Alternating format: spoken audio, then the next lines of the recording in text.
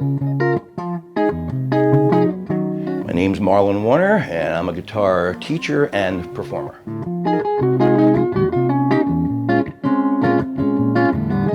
Well, my dad was a guitarist, and he did teach a few people, and I used to love, watching him play.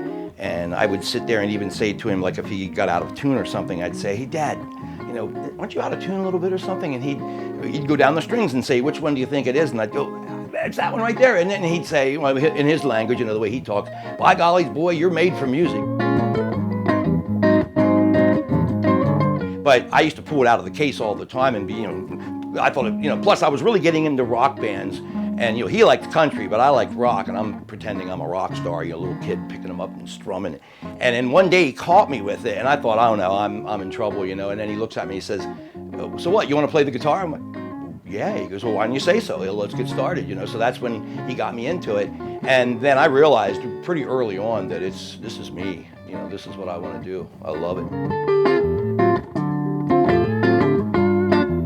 And I was pretty lucky too, because I had, a few people that figured I was, good enough to hire, and they would hire me and I felt that I wasn't, in their league yet, but they were like, no, you've got a lot of potential. And there were, I probably told you this before, when I first got on the jazz gigs, guitar or bass, because I got hired for both, there were times, especially when we were doing waltzes in 3/4, I was okay with the waltz until it started going into a walk. After a while, I was like missing weight, 3/4, 4/4, and I would get lost, But somehow or another, I always could figure out where we were eventually and get it back, And I'd say to the guys when they'd say, "Yeah, you played nice tonight." I'm like, "Really? I mean, didn't you hear I kind of got lost sometimes?" And they're like, "Yeah, we could, tell you're having a little trouble here and there, but you figured it out. You made it good." So anyway, I was very lucky that I had some people that felt that I had the potential, that they were patient with me. Or we could try a double solo. It's up to you. I mean, I was in a band called Etc.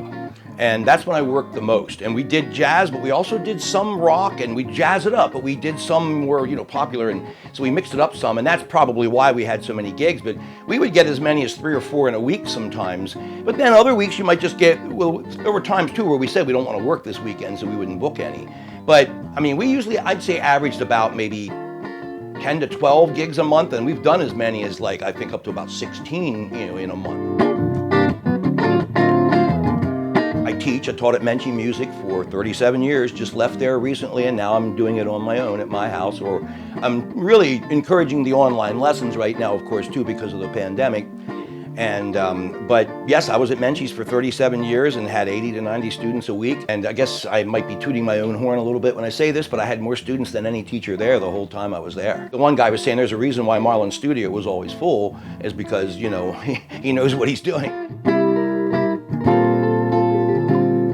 When it comes to guitar and bass, you get a lot of people that think they're going to do it, but then, a month or two later, 3 months, they realize this is hard work and I'm not, so they'll quit. So you can imagine I've had a lot of turnover. Now, I always had the certain ones. The record is 32 years. I had a guy with me 32 years. And right now I do have some people with me in the high 20s. Because they're just, they realize they keep learning from me, so they figure, why not, So, but throughout my career, I'll bet I must have taught, a couple thousand. It would have to be, It would almost have to be. I've never tried to, quantify that, I guess the word would be, or something, but no, I had to have taught probably a couple thousand people. As long as I'm capable of doing it, it's funny you say that, because I played a gig back in September with these guys that play in Vegas all the time. Really good musicians, just incredible. I get on the gig and I realize, I meet the sax player, he shakes my hand. Here, he is 94. The trumpeter, it was his band. Andy Angel is his stage name, but Andy Andalucci. He was 87. The keyboardist was 82, and the drummer usually is the baby of the band. He's 75. So I was 65 or 64, and I was the baby of the band there. But these guys played like you cannot even imagine.